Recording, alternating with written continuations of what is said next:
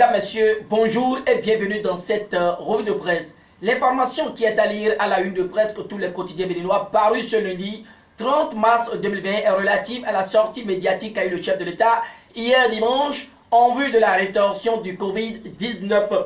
Avant de décortiquer cette actualité, allons à la Sénat puis voir l'ambiance qui prévaut sans oublier ce que disent les journaux au sujet de la mise en œuvre du cordon sanitaire. Allons également à la découverte du journal à l'honneur sur GS Communication ce jour. Eh bien, c'est le fond. En surmanchette, le Canard nous apprend que Patrice Talon, face aux menaces du Covid-19, apaise et rassure son peuple. Le fond en parle et voit en manchette Luc Setondia-Atruco comme une chance pour Cotonou, car son dynamisme et sa capacité à relever les défis impacteront à coup sûr dans les années à venir, comme ce fut le cas par le passé. Signalant les défis du 17 mai au sujet des communales, le journal à l'honneur annonce que les partis politiques retiennent leur souffle et attendent avec stress le verdict de la Sénat, précise Émergence Info. Sans prendre de distance, le Béninois libéré voit ce lundi comme le jour J pour les 8 partis en lice qui attendent le récépissé final. Toujours face au communal et Dynamisme Info fustige la transformation en bureau de la Cour de la Sénat pour le dépôt hors délai de dossier. Tiando a manqué de vider avec constatation d'huissier les responsables de partis dont le cas mentionne le journal de Parfait Boko. L'événement précise que le président de la Sénat, Emmanuel Tiando, est en colère contre les partis retardataires. De toute façon, le Soleil Bénin Info se demande si nous tendons vers une compétition entre le bloc républicain et l'Union progressiste. À voir les clarifications de la vice-présidente de la Sénat, Geneviève Nedjo. Ailleurs, le matin révèle que Talon appelle à l'union sacrée au sujet des mesures anti-Covid-19, déjà que les conditions du succès sont exposées, ajoute le Canard. Quel grand président, s'exclame le Béninois libéré, heureux que Talon promet une victoire certaine sur le Covid-19, occasion pour Thierry Gandonou de la diaspora d'approuver l'engagement du président Talon, son leader, suivant le journal de Aboubakar Takou. Ce combat, nous allons le gagner forcément, a déclaré le président Patrice Talon concernant la propagation du Covid-19 et relayée par la nation. Oui, l'homme brise le silence et rassure tous les Béninois, rallonge l'événement précis. À son tour, le Soleil Bénin Info confirme qu'il y a guerre sanitaire contre le Covid-19 au Bénin et relate que Patrice Talon est aux aguets et veille. Le numéro 1 des Béninois reste confiant que nous allons gagner à coup sûr le combat contre le coronavirus. Sans discourir, le journal de Hervé Aladé donne lecture de l'intégralité de l'entretien qu'a eu le chef de l'État ce dimanche au sujet de la riposte contre la pandémie en vigueur. Dynamisme Info ne ferme pas les yeux sur la rétorsion ou la défense du Bénin face au Covid-19 et donne également lecture de l'intégralité de l'entretien du chef de l'État qui renvoie le peuple à son strict sort. Rien en tant que tel de nouveau, mentionne le journal de Parfait Boko avant de se demander si nous tendons vers un double serrage des ceintures.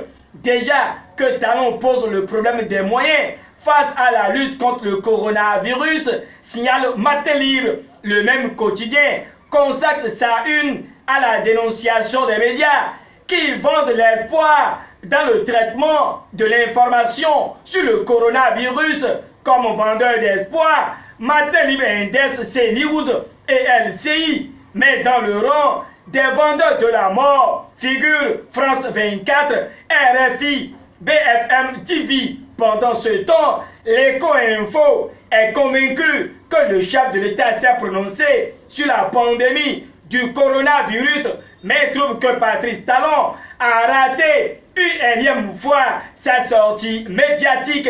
Dans aucun pays au monde, la lutte contre la pandémie n'est en train d'être supporté par les contributions financières des citoyens, mentionne le journal de Gilbert Mercourt. L'État, encore moins les citoyens, n'ont pas les moyens pour supporter les 3 ou 4 semaines de confinement, dénonçant que ce n'est pas aux Béninois d'aider financièrement le gouvernement de la rupture que l'Eco-Info qualifie d'ultra-prédateur. L'auteur de l'article inteste le Niger, un pays enclavé et très loin du Bénin en termes de développement, et répond que le président Mahamadou Issoufou a annoncé vendredi dernier une série de mesures sociales prises par son gouvernement face à la pandémie du coronavirus.